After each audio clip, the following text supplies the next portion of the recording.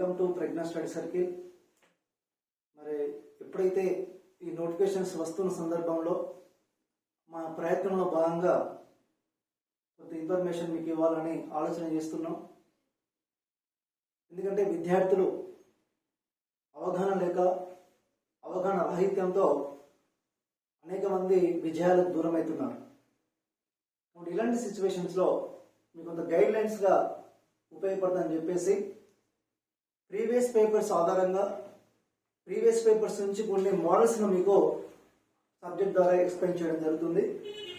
మరి టుడే కొన్ని ప్రశ్నలు మనం ఇక్కడ తీసుకున్నప్పుడు ఈ డైరెక్ట్ మీరు చూడండి, దీనిలో ఎలాంటి మోసం లేదు. ఎందుకంటే మీరు కూడా సెర్చ్ చేయవచ్చు ఈ పేపర్ 2018లో జరిగిన పోలీస్ కానిస్టేబుల్ యొక్క మెయిన్స్ పేపర్. కాబట్టి అందరి దగ్గర అందుబాటులో ఉండకపోవచ్చు. కాబట్టి మేమేం ప్రయత్నం చేస్తున్నాం, ఈ పేపర్ మీ ముందుకు తీసుకొస్తున్నాం. మరి ఇప్పుడు కొన్ని ప్రశ్నలు మనం ఇక్కడ ఎక్స్ప్లెయిన్ చేసే సందర్భంలో వాటి యొక్క ప్రశ్న విధానం ఎలా ఉందో చూడండి. ఒకటి, మరి క్రింది జతను చదవండి. National girl child day October 11. మరి 2019లో ఈ దినోత్సవం సందర్భంగా ఏమని థీమ్ ప్రకటించారంటే ప్రకాశవంతమైన రేపటి కొరకు బాలికలను సాధికారం చేయడం, ఎంపవర్మెంట్ అంటాం ఇంగ్లీష్లో. అంటే వాళ్ళ భవిష్యత్తు బాగుండాలంటే ఈ వయసులోనే వాళ్ళకు పుషప్ ఇవ్వాలి, అంటే వాళ్ళకు మెరుగైన సౌకర్యం కల్పించాలి. వాళ్ళు ఉన్న విజ్ఞానాన్ని మనము విజ్ఞానాన్ని ఆధారంగా వాళ్ళకు ఒక మంచి మోటివేషన్ ఇవ్వాలి, అంటే వాళ్ళని ప్రోత్సహించాలని కాన్సెప్ట్ ఇక్కడ. కాబట్టి ప్రకాశవంతమైన రేపటి కోరిక అంటే రేపు భవిష్యత్తు బాగుండాలంటే వాళ్ళు ఇప్పటి నుంచే వాళ్ళను మనం ఒక స్టడీ చేయాలి, వాళ్ళకు మంచి ప్రోత్సాహం ఇవ్వాలని కాన్సెప్ట్ ఇక్కడ. మనం అంటే కదా మన సాధారణంగా నేటి బాలలే రేపటి పౌరుడు. ఈ బాలుగా వాళ్ళ మంచి క్రమశిక్షణ ఉన్నప్పుడు కదా మంచి పౌరులు అవుతారో. కాబట్టి ఈ థీమ్ ఇక్కడ ప్రకటన జరిగింది. మరి దీన్ని కరెక్ట్ అయినా ఈ రెండు ఆప్షన్స్ అని చూడాలి. చూడండి, ఏ మాత్రమే సరైనది, బి మాత్రమే సరైనది, ఏ మరియు బి రెండు సరైనవే, ఏ మరియు బి రెండు సరైనవి కావు అన్నాడు. అంటే స్టూడెంట్స్ ని కన్ఫ్యూజ్ చేయడానికి జస్ట్ వీటిని ఏమంటామంటే అప్లికేషన్ మెథడ్ సిస్టమ్ అంటాం. దీనిలో ఫస్ట్ మీకు ఏం తెలవాలి, నేషనల్ గర్ల్ చైల్డ్ డే ఎప్పుడు నిర్వహిస్తారు ఆ విషయం తెలవాలి ఫస్ట్ మీకు. మరి దీన్ని సహజంగా ఇండియాలో ఎప్పుడు నిర్వహిస్తారంటే జనవరి 24వ తారీఖు నిర్వహిస్తారు. మనకు ఆప్షన్స్ ఏముంది, అక్టోబర్ 11. అక్టోబర్ 11 అంటే అర్థమైంది అంతర్జాతీయ బాలికల దినోత్సవం, అంతర్జాతీయ సంబంధించిన దినోత్సవం అని చెప్పుకుంటాం. మరి అడిగిన ఆప్షన్ బట్టి ఇది రాంగ్ కదా, కాబట్టి మరి ఏ అన్నది మనకు సరైనది కాదు. మరి చూడండి, మరి దీని రైట్ ఆన్సర్ ఏమవుతుంది, ఇక బి మాత్రమే కరెక్ట్ ఆన్సర్. ఎందుకంటే థీమ్ కరెక్టే, డేట్ తప్పించాడు అక్కడ. అంటే నీకు దేశంలో కానీ ప్రపంచంలో కానీ ప్రసిద్ధిగాంచిన దినోత్సవాలకు సంబంధించిన అవగాహన నీకు ఉండాలి. అందుకే చెప్తున్నా, వినండి జాగ్రత్తగా. నవంబర్ 14 బాలల దినోత్సవం, చైల్డ్ డే. అది మెన్స్ ఉమెన్స్ అని కాదు, చైల్డ్ డే అనే కాన్సెప్ట్ గుర్తుంచుకోవాలి.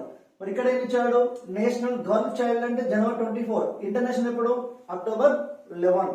ఇది మీకు ఆప్షన్ ఐడియా ఉండడం.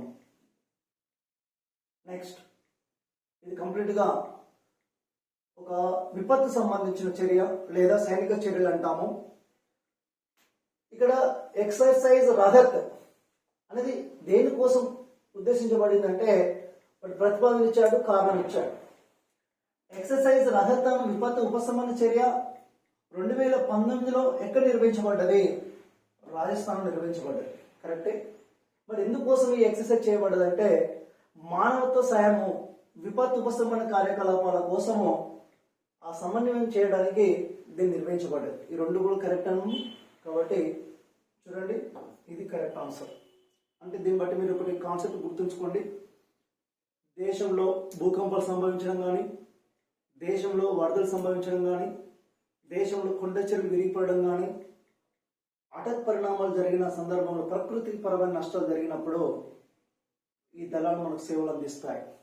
దీన్ని ఇంగ్లీష్లో ఏమంటామంటే నేషనల్ డిజాస్టర్ మేనేజ్మెంట్ అనే ఒక సంస్థ ఉంది. దీని ఇంగ్లీష్లో ఆ దళాన్ని ఏమంటామంటే ఎన్డీఆర్ఎఫ్ దళం అంటాం. ఇది మోస్ట్ ఎక్స్పెక్టెడ్ అమౌంట్. ఈ డిజాస్టర్ విపత్తులకు సంబంధించిన కాన్సెప్ట్ అడిగినప్పుడు ఈ ఆప్షన్ గుర్తుపెట్టుకోవాలి. National disaster response force.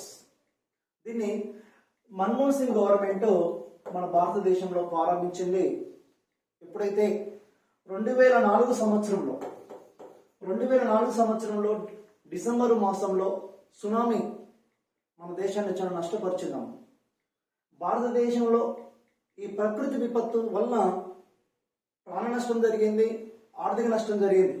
ముఖ్యంగా భారతదేశంలోని సముద్ర తీర రాష్ట్రాలైన మన జనరల్ ఐడియా ఉండాలి ఇక్కడ సబ్జెక్టు. భారతదేశంలో సముద్ర తీర రాష్ట్రాలు 9 ఉన్నాయి. ఆ 9లో ప్రధానంగా తీవ్రమైన నష్టం జరిగింది ఎక్కడి నుంచి అంటే ఈ కేరళ రాష్ట్రం నుంచి ఒడిశా వరకు తీవ్రమైన నష్టం జరిగింది. అంటే ఈ ప్రాంతంలో ఈ సునామీ వలన నష్టం ఎక్కువ జరిగిందని చెప్పుకుంటాం. మరి ఇది సముద్రంలో ఏర్పడ్డ తుఫాన్ కాబట్టి, అంటే సునామీ అంటాం దాన్ని, సముద్రంలో ఏర్పడే వాటిని. ఈ సముద్రంలో ఏర్పడింది కాబట్టి సముద్రం ద్వారా ఈ సముద్ర తీర ప్రాంతాల్లో ఈ నష్టం జరిగినప్పుడు గవర్నమెంట్కు ఒక ఆలోచన వచ్చేసింది. ఇలాంటి సమయంలో అక్కడి ప్రజలు అప్రమత్తం చేయాలి, వాళ్ళని రక్షించాలంటే ఒక సపరేట్ దళం ఉండాలని చెప్పేసి ఈ 2004లో దీని మీద చట్టం తీసుకొచ్చి 2005 నుంచి ఇది ఇంప్లిమెంట్ అవుతుంది. నెక్స్ట్ మరి మనకు ఐడియా ఉండాలి. ఈ కింది వాక్యాలను చదవండి అన్నాడు. భారత వైమానిక దళ ఎయిర్ కమాండర్ గా అభినందన్ వర్ధమన్ పనిచేస్తున్నాడు. బి ఆప్షన్ భగవాన్ మహావీర్ అహింస పురస్కారం మొదటి గ్రహీత అతడు. మరి అవార్డు గ్రహీతకు 5 లక్షల నగదు బహుమతి అందిస్తారు అన్నాడు. మరి నా 3 ఆప్షన్స్ లో మరి ఏవి కరెక్ట్, ఏది రాంగ్ గుర్తించాను. యాక్చువల్లీ ఈయన ఎయిర్ కమాండర్ కాదమ్మా, వింగ్ కమాండర్. ఇక్కడ స్టూడెంట్స్ లాస్ అవుతారు. అంటే అభినందన్ వర్ధమాన్ యొక్క డిపార్ట్మెంట్లో ఆయన డ్యూటీ ఏంది అంటే ఆయన పోస్ట్ ఏంది వింగ్ కమాండర్. అంటే యుద్ధ విమానాలు ఎవరైతే నడుపుతారో యుద్ధ విమానం నడిపే వారిని వింగ్ కమాండర్గా పిలుస్తాం మనం. కాబట్టి ఇప్పుడు విమానం నడిపే పద్ధతిలో రకరకాలు ఉంటాయి. కొన్ని కార్గో విమానాలు ఉంటాయి, కొన్ని ప్యాసింజర్ అంటే సాధారణమైన ఎయిర్లైన్ సర్వీసెస్ ఉంటాయి. కానీ దేశంకి ఇలాంటి రక్షణపరమైన సేవల్లో కొన్ని మిసైల్స్ ఉంటాయి, కొన్ని మనకు ఫైటర్ ఫ్లైట్స్ ఉంటాయి. కాబట్టి ఇతను వింగ్ కమాండర్ అనే ఆన్సర్ ఇక్కడ కరెక్ట్ ఉండదు. వింగ్ కమాండర్ వాడు ఎయిర్ కమాండర్ ఇచ్చారు, ఇది రాంగ్ అమ్మ. మరి ఇంక అవార్డు కూడా కరెక్టే. ఎందుకంటే 2019లో భారతదేశం తరఫున ఆయన గొప్ప పోరాటం చేశాడు. ఆ టైంలో ముఖ్యంగా భారతదేశం తరఫున ఆ ఇండియా పాకిస్తాన్ మధ్య ఘర్షణ వాతావరణంలో మన దేశం తరఫున ధైర్య సాహసాలు ప్రదర్శించాడు కాబట్టి ఈ అవార్డు ఇవ్వడం జరిగింది. ఓకే, దీని ప్రైజ్ మనీ కూడా 5 లక్షలు. కాబట్టి ఇక్కడ మనకు సారీ ఇక్కడ ఏది మన కరెక్ట్ అంటే ఇది మాత్రమే కరెక్ట్ అని గుర్తుంచుకోండి. బి మాత్రం కరెక్ట్, ఎందుకంటే ఇది కూడా తప్పు, ప్రైజ్ మనీ కూడా కరెక్ట్ కాదు.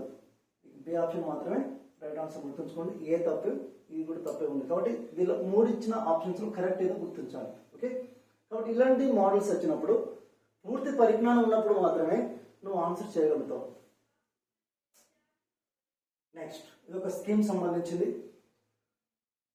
ప్రధానమంత్రి జన ఆరోగ్య యోజన బీమా పథకాన్ని సెప్టెంబర్ 2018లో భారత ప్రధాని ఎక్కడ ప్రారంభించారు? ఇది డైరెక్ట్ ఆన్సర్ రాంచీ అమ్మ, జార్ఖండ్ స్టేట్. మరి గాంధీనగర్ అంటే గుజరాత్, వారణాసి అంటే ఉత్తరప్రదేశ్, పూణే అంటే మహారాష్ట్ర. మరి ఏ నగరం నుండి ప్రారంభించబడ్డదంటే Ranchi. Ranchi means Jharkhand state. Jharkhand state నుంచి ఈ స్కీమ్ ప్రారంభించబడ్డది. అంటే కొన్ని సందర్భాలు ఏం చేస్తారంటే గవర్నమెంట్ సంబంధించిన స్కీమ్స్ తెలంగాణ రాష్ట్రమైన కేంద్ర ప్రభుత్వమైన ఈ దేశ ప్రజల అవసరాల కోసం ప్రారంభించే కార్యక్రమాలు ఉంటాయో వాటి కార్యక్రమం అంటే ఆ స్కీమ్ ప్రారంభించినప్పుడు వాటి ఉద్దేశం ఏంటిది, వాటిని ఎక్కడ ప్రారంభించబడ్డది అనే ఆలోచన ఉన్నప్పుడు మాత్రమే నువ్వు ఆన్సర్ రెస్పాన్స్ అయ్యే ఛాన్స్ ఉంటుందమ్మా. కాబట్టి ఈ భారతదేశంలో ముఖ్యంగా ఇప్పుడు మన తెలంగాణ రాష్ట్రంలో ఆరోగ్యశ్రీ ఏ విధంగా అయితే పనిచేస్తుందో అలాంటి అవసరాల కోసం దీన్ని ప్రారంభించబడ్డది. ప్రధానమంత్రి జన ఆరోగ్య యోజన ఒక బీమా పథకం. అంటే దీని ద్వారా మనకు ఇన్సూరెన్స్ అనేది లభించబడుతుంది, ఆరోగ్యపరమైన సేవలు అందించడం జరుగుతుంది. దీనిలో ఎన్నో కేటగిరీస్ ఉంటాయి. ప్రజెంట్ మనం చూస్తున్నాం నరేంద్ర మోడీ ప్రభుత్వము భారతదేశంలో ఒక తీసుకొచ్చిన నూతన ఆరోగ్య కార్యక్రమం ఏంటిదంటే ఆయుష్మాన్ భారత్. ఈ ఆయుష్మాన్ భారత్ ఇప్పుడు ఇంకింత డెవలప్ చేసినాం డిజిటల్ మిషన్ గా. ఆయుష్మాన్ భారత్ ను డిజిటల్ మిషన్ గా అంటే ఏంది, భారతదేశంలో ఒక కుటుంబం సంబంధించిన ఆరోగ్య సమాచారాన్ని మన డిజిటల్ రూపంలో పొందుపరచడం ద్వారా ఆయన ఆరోగ్య సమస్యలు ఏంటి మనం తెలుసుకోవచ్చు. కాబట్టి కంప్లీట్ హెల్త్ సంబంధించిన స్కీమ్. మరియు ఈరోజు మనం రీసెంట్ చూస్తున్నాం తెలంగాణ రాష్ట్రంలో ఇండియాలోనే మొట్టమొదటిసారిగా ఫీవర్ సర్వే అంటే జ్వరం సంబంధించిన సర్వే చేయడం జరిగింది. కరోనా టైంలో ఫీవర్ సర్వేను మొట్టమొదటిసారిగా ఏ రాష్ట్ర ప్రభుత్వం కొనసాగించిందంటే తెలంగాణ రాష్ట్ర ప్రభుత్వము. ఇటీవల రీసెంట్ గా తెలంగాణ రాష్ట్ర ఆరోగ్య శాఖ మంత్రి హరీష్ రావు ములుగు జిల్లాలో హెల్త్ ప్రొఫైల్ ప్రాజెక్టును ప్రయోగాత్మకంగా ప్రారంభించడం జరిగింది. ఇవన్నీ కూడా ఒక ఆరోగ్య సంబంధించిన స్కీమ్స్ అని గుర్తించాలి.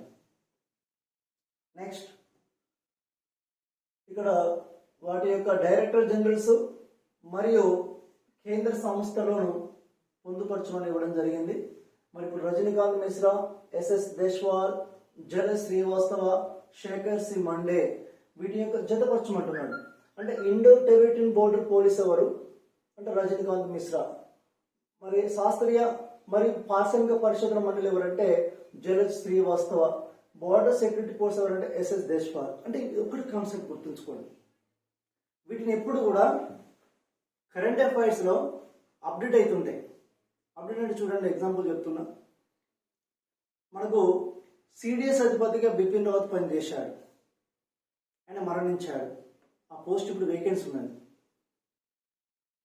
అంటే రోజు రోజుకు పరిణామాలు చేంజ్ అయినప్పుడు వాటిని అప్డేట్ కాకపోతే మనం నష్టపోతాం. ఈ 2019 ప్రశ్న ఇదే మోడల్ మళ్ళీ అడిగింది అనుకోండి. ఇప్పుడు లేటెస్ట్ ఎవరైతే ఉన్నారో, ఇప్పుడు సిబిఐ డైరెక్టర్ ఎవరు, ఎన్ఐఏ డైరెక్టర్ ఎవరు, సిఆర్పిఎఫ్ డైరెక్టర్ ఎవరు, ఇలాంటి కొన్ని కీలకమైన డైలీ వార్తల్లో కనబడే మనకు రక్షణ పరమైన సంస్థలు కానీ సెక్యూరిటీ పరమైన సంస్థల యొక్క పేర్లను గుర్తించండి. ఆ ఉద్దేశంతో దీన్ని మనకు ప్రశ్న రూపంలో ఇవ్వడం జరిగిందమ్మ. నెక్స్ట్ ఇది కూడా ఇంపార్టెంట్. ఇది న్యాయపరమైన కరెంట్ అఫైర్స్. అంటే భారతదేశంలో హైకోర్టు కానీ సుప్రీంకోర్టు ఎన్నో కేసులు తీర్పులు ఇస్తుంటాయి. కానీ ఇక్కడ కాన్సెప్ట్ ఏం అడిగిందంటే భారతదేశంలో నూతన హైకోర్టు ఏర్పడింది 2019లో. ఈ 2019లో హైకోర్టు ఏర్పడే ఉద్దేశంతో మీకు ఈ ప్రశ్నలు ఇవ్వడం జరిగింది. చూడండమ్మా, 2019 జనవరి 1 నుండి అమలయ్యేటట్టుగా భారత రాష్ట్రపతి ఆంధ్రప్రదేశ్ రాష్ట్రానికి ప్రత్యేక హైకోర్టును ఏర్పాటు చేశాడు. వాస్తవం ఇక్కడ కాన్సెప్ట్ ఎలా ఉంటుందంటే చూద్దాం. ఫస్ట్ ఇక్కడ వచ్చిన ప్రశ్న ఏంటన్నాడు, భారతదేశ హైకోర్టు సంబంధించి కింది వాక్యాన్ని చదవండి అన్నాడు. అంటే ఫస్ట్ ఏ ఆప్షన్ చూసినాం మనం.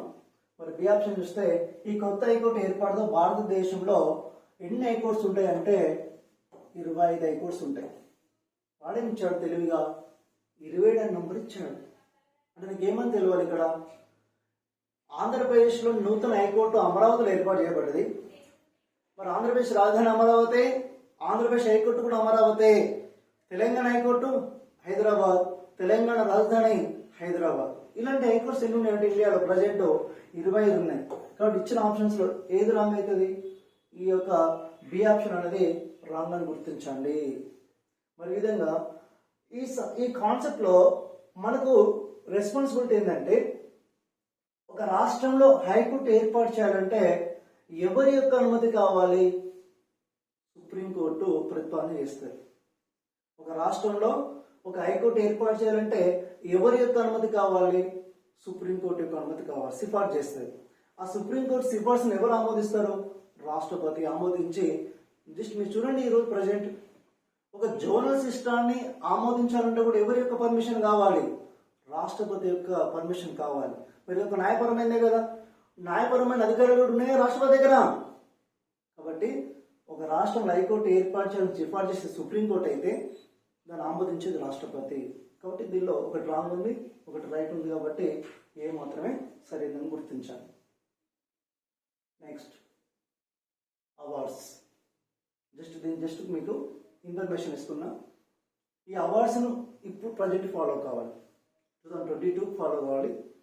మరి అశోక్ చక్ర అవార్డు 2021లో అంటే రీసెంట్గా మనకు January 26.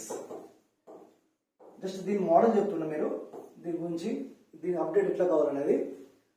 January 26, 2022 ఈ అవార్డు ఎవరికి ఇవ్వడం జరిగింది అంటాడమ్మా.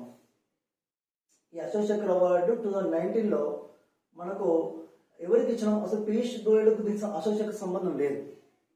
సింపుల్ లాజిక్ చెప్తున్నాను, ఫస్ట్ దీన్ని ఎక్స్ప్లెయిన్ చేస్తా పాటు. ప్రణబ్ ముఖర్జీ అంటే ఆయన ఏ అవార్డు తీసుకున్నాడు? ఇవి తీసుకున్నాం అవార్డు. ఏ అవార్డు తీసుకున్నా అంటే కార్నాట్ ప్రైజ్ తీసుకున్నాడు.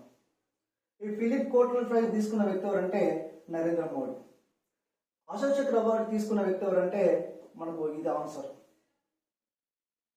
నజీర్ అహ్మద్ వానీ. మరి నెక్స్ట్ పద్మభూషణ్ అవార్డు తీసుకున్నది ఎవరంటే సుఖ్దేవ్ సింగ్ ధిండ్సా. ఇట్లా ఆప్షన్స్ గుర్తుపెట్టుకోండి. మరి చూడండి ఒకసారి. Narendra Modi present Indian prime minister, Pranab Mukherjee మాజీ రాష్ట్రపతి ఆయన 2019లో భారతరత్న అవార్డు గ్రహీత. ఆయన మనం లాస్ట్ కావడం జరిగింది కరోనా టైంలో. నెక్స్ట్ పీయూష్ గోయల్ ప్రజెంట్ మనకు ఇండియన్ అంటే కన్జ్యూమర్ మినిస్టర్ లేదా తెలుగులో కేంద్ర పౌర సరఫరా శాఖ మంత్రి పనిచేయడం జరుగుతుంది. మరి వీళ్ళంతా కూడా వాళ్ళు చేసిన సర్వీస్ కానీ అవార్డు వచ్చేసినాయి. దీన్ని ఒక మోడల్ చెప్తున్నా. 2022 January 26న అశోక్ చక్ర అవార్డును ఎవరికి ప్రదానం చేశాడు రాష్ట్రపతి అంటాడమ్మా. ప్రస్తుతం ఇటీవల రీసెంట్గా మరి గణతంత్ర దిన సందర్భంగా అశోక్ చక్ర అవార్డును ఎవరికి ఇచ్చారంటే బాబురామ్. పేరు మోస్ట్ ఇంపార్టెంట్. ప్రజెంట్ అశోక్ చక్ర అవార్డు ఎవరికి ఇచ్చామంటే బాబురామ్. ఈ బాబురామ్ అంటే 2021లో ఈ అవార్డు ప్రతిపాదన చేశారు ఆగస్టు అప్పుడు. కానీ ఇచ్చింది మాత్రం 26, 2022. అవార్డు ఇచ్చిన రోజు ఏంటిది? January 26. ప్రకటించిన ఏ సందర్భంలో? ఆగస్టు 15, 2021. మరి 2020 నవంబర్ మాసంలో ఉగ్రవాదుల చేతులు మరణించాడు. జమ్మూ కాశ్మీర్ అనగానే మనకు ఐడియా ఉంటుంది. ఈ భారతదేశ సరిహద్దులో ఒక కీలకమైన ప్రాంతం జమ్మూ కాశ్మీర్.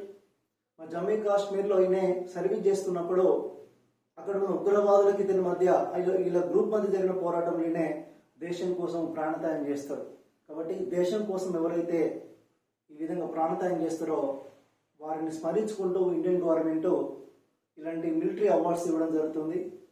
మరి దీనిలో అత్యున్నతమైన పౌర పురస్కారం ఏంటిదంటే మన ఆర్మీ పురస్కారం ఏంటిదంటే అశోక్ చక్ర అవార్డు. Most important. మళ్ళీ ఎక్స్ప్లెయిన్ చేస్తుంది ఇక్కడ. అశోక్ చక్ర అవార్డు అనేది శాంతి సమయంలో ఇచ్చే బెస్ట్ అవార్డు. యుద్ధ సమయంలో ఇచ్చే బెస్ట్ అవార్డు ఏంటిదంటే వీర చక్ర అవార్డు. కాబట్టి ప్రస్తుతం గుర్తించాను. నెక్స్ట్ మనం చూస్తే ఇది కూడా సైన్స్ అండ్ టెక్నాలజీ పార్ట్. ముఖ్యంగా ఇస్రో, మన ఇండియన్ గవర్నమెంట్ ఇటీవల ఇస్రో సంస్థ వాళ్ళు ఒక విడుదల చేసినట్లు ప్రయోగించిన ఆ యొక్క సంబంధించిన కాన్సెప్ట్ అడిగాడు. ఇది భారీ కమ్యూనికేషన్ ఉపగ్రహం ఇండియాలో. ఇంతకుముందు చెప్పాను ఫస్ట్ స్టార్టింగ్లో. ఇటీవల కాలంలో అత్యధికంగా ప్రయోగించే శాటిలైట్స్ అన్ని కూడా ఒక 80% కాన్సెప్ట్ కమ్యూనికేషన్ సిస్టమ్ సంబంధించిన శాటిలైట్సే. దాని అతి బరువైన శాటిలైట్ ఏదంటే G-SAT అని చెప్పుకుంటాం.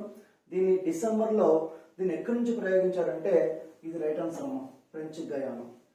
ఇప్పుడు వీటి గురించి మీకు ఐడియా ఉండాలి. భారతదేశంలో ఏ శాటిలైట్ ప్రయోగించబడుతుందో ఆ శాటిలైట్ ప్రయోగించిన తర్వాత దాన్ని నియంత్రణ చేసే సంస్థ అస్సాంలో ఉంది. ఇది మనం ఫ్రెంచ్ గయానా అన్నది మనకు ఫ్రెంచ్ గయానా పేరు ఉంది ఆన్సర్. ఫ్రాన్స్ దేశం ఉంది. ఇది మనకు ఎట్లా శ్రీహరికోట ఏ విధంగా అయితే మనకు రాకెట్ ప్రయోగ కేంద్రంగా పనిచేస్తుందో మనకు బయట దేశాల వారు ఇలాంటి ప్రయోగాలు చేయాలన్నప్పుడు మనకు రెస్పాన్సిబిలిటీలో ఒక బెస్ట్ రాకెట్ కేంద్రం ఫ్రెంచ్ గయానా. కాబట్టి వాళ్ళ సహకారంతో దీన్ని మనం సక్సెస్ఫుల్ అయినాం. ఇండియాలో మాత్రం ఏంటిదంటే శ్రీహరికోట. దీని పెద్ద సంబంధం లేదు. జస్ట్ ఇది ఒక సిటీ, కర్ణాటక రాష్ట్రంలో ఒక ప్రముఖ సిటీ. చూడండి మీకు కన్వీ చేయడానికి 2 ఇచ్చాడు. కర్ణాటక రాష్ట్రంలోని అస్సాం అనేది రాకెట్ నియంత్రణ కేంద్రం. ఇది జనరల్ కామన్ బిట్ ఇది. కాబట్టి ఈ 3 శాటిలైట్స్ అంటే ఒక స్పేస్ సిస్టమ్ సంబంధించినవి, అంతరిక్ష సంబంధించిన ఈ 3 కేంద్రాలు సర్వీస్ చేస్తున్నాయి. ఇంకొక పార్ట్ చూసుకుంటే ఇది కంప్లీట్గా రాకెట్ ప్రయోగ కేంద్రం. ఇది కూడా రాకెట్ ప్రయోగ కేంద్రం. ఇది నియంత్రణ కేంద్రం, రాకెట్ నియంత్రణ కేంద్రం. ఇది జనరల్, ఇది దీంతో సంబంధం లేని ప్రశ్న కాబట్టి ఆన్సర్ గుర్తుంచుకోండి. నెక్స్ట్, ఏరో ఇండియా సదస్సు. మరి ఏరో ఇండియా 2019 సంవత్సరం ఎక్కడ జరిగిందంటే హైదరాబాద్. హైదరాబాద్ మీన్స్ ఏంది? బేగంపేట. బేగంపేట ఓల్డ్ విమానాశ్రయం అంటే తెలంగాణ రాష్ట్రంలో.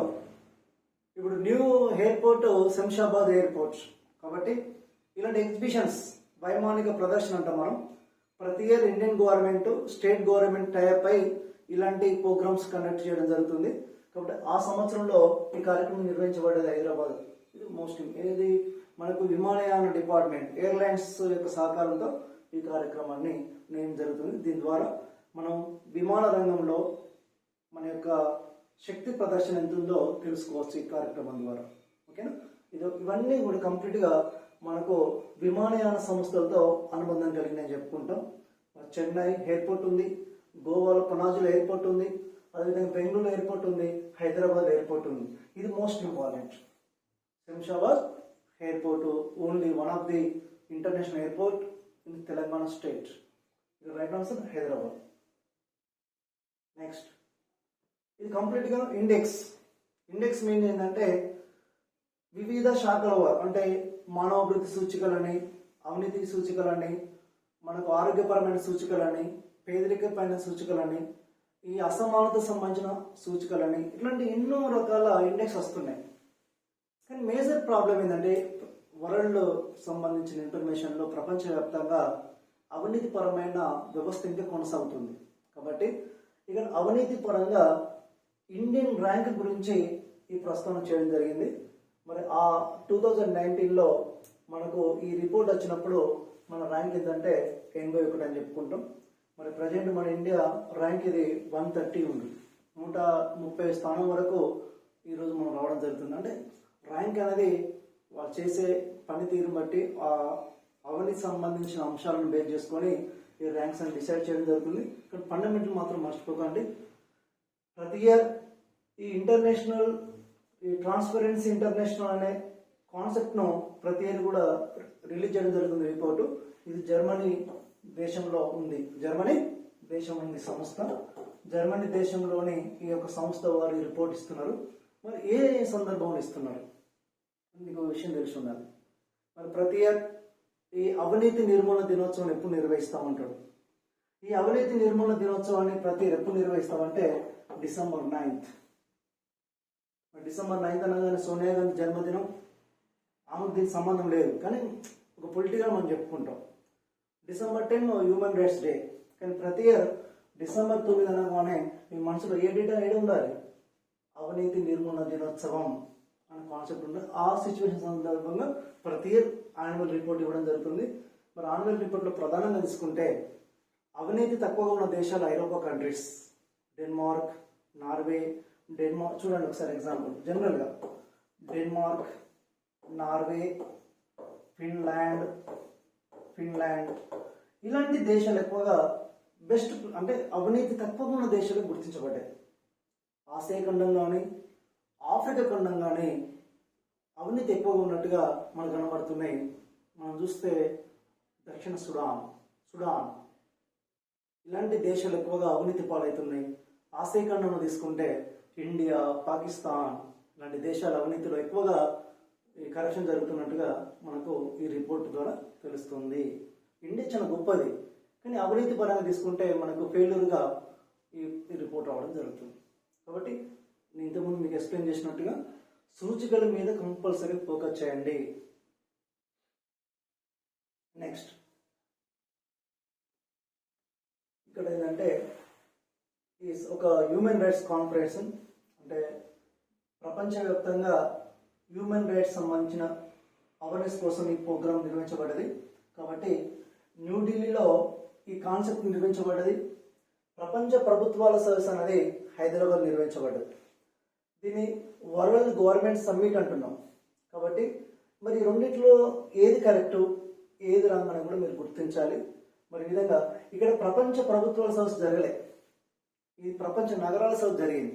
మీకు ఐడియా ఉందో లేదో, మన కేసీఆర్ ముఖ్యమంత్రి అయిన తర్వాత ప్రపంచ మెట్రోపాలిటన్ సిటీస్ అంటాం, అంతర్జాతీయ నగరాల సదస్సు అంటాం. ఈ అంతర్జాతీయ సదస్సు నగరాల సదస్సు కార్యక్రమాన్ని ఎక్కడ నిర్వహించబడ్డది? హైదరాబాద్. మరి ఇది కరెక్టే, మానవ వలసలు జరిగింది. మరి ఇక్కడ మనం ఏ మాత్రమే సరైనదని గుర్తుంచుకోండి. Answer third. అంటే ఈ రెండు ఆప్షన్స్ పర్ఫెక్ట్గా ఉన్నప్పుడే నువ్వు ఇక్కడ ఆన్సర్ చేయగలుగుతావు. అందుకే చూడండి స్టూడెంట్స్ ద్వారా 2019 నుంచి మొత్తం పేపర్ ప్యాటర్న్ చేంజ్ అయింది. డైరెక్ట్ బిట్స్ రావట్లేదు. పూర్తిగా నీకు సమాచారం తెలిసి ఉంటేనే ఇక్కడ ఆన్సర్ చేయగలుగుతావు. నెక్స్ట్, ఇది కూడా కంప్లీట్గా సైన్స్ అండ్ టెక్నాలజీ సంబంధించిన ఇన్ఫర్మేషన్. దానిలో ఆర్గనైజర్స్ ముఖ్యంగా డిఆర్డిఓ చాలా famous person. Defence research development organisation సంబంధించి మనకు నేరు చైర్మన్ పనిచేస్తున్నవారు జి సతీష్ రెడ్డి. మరి మనకు గతంలో డిఆర్డిఓ అనగానే గుర్తుకొచ్చే గ్రేట్ పర్సన్ ఎవరంటే ఏపీజే అబ్దుల్ కలాం. మరి ప్రజెంట్ మనం దీన్ని సర్వీస్ చేస్తున్న వ్యక్తి అన్నప్పుడు కరెక్ట్ అయిన ఆన్సర్ సతీష్ రెడ్డి అంటేనే. మరి భారతదేశ డిఫెన్స్ రీసెర్చ్ అండ్ డెవలప్మెంట్ కూడా సెక్రటరీ ఎవరంటే అతనే పనిచేస్తున్నాడు. మరి ఈ విధంగా 2019 మిసైల్ సిస్టమ్ అవార్డు విజేతల్లో ఎవరు అడిగాడు. ఇది కూడా సతీష్ రెడ్డి. మరి మూడుటి కూడా రైట్ ఆన్సర్ ఎవరంటే సతీష్ రెడ్డి. అంటే ఆయన చైర్మన్గా పనిచేస్తున్నాడు. ఇంకా ఎక్స్ట్రా మనం తీసుకుంటే ఈ డిపార్ట్మెంట్ కూడా సెక్రటరీ పనిచేస్తున్నాడు. మరి ఆయన చేసిన సర్వీస్ గాను ఈ అవార్డు కూడా అతనికి ఇవ్వడం జరిగింది. నెక్స్ట్ ఇది స్పోర్ట్స్. మన స్పోర్ట్స్లో కామన్గా ఎన్నో ఉంటాయి. స్పోర్ట్స్ అంటే ఒలింపిక్స్ అని మనం ఇంతకుముందు చెప్పుకున్నట్టుగా కామన్ వెళ్తే ఆసియా గేమ్స్. కానీ పర్సనల్గా అడిగారు. పర్సనల్ మీన్ ఏంటంటే వ్యక్తిగతమైన గేమ్స్ కొన్ని ఉంటాయి. వ్యక్తిగతమైన గేమ్స్లో ఒకటి ఏంటంటే సర్వసాధారణంగా అడిగే ప్రశ్నలు ఒకటి టెన్నిస్. ఎందుకంటే ఇంటర్నేషనల్ పరంగా చాలా అభిమానం ఎక్కువ ఉన్న ఆట. అంటే ప్రపంచ దేశాలు చూడగలిగిన ఆటలు ఇది ఒకటి టెన్నిస్.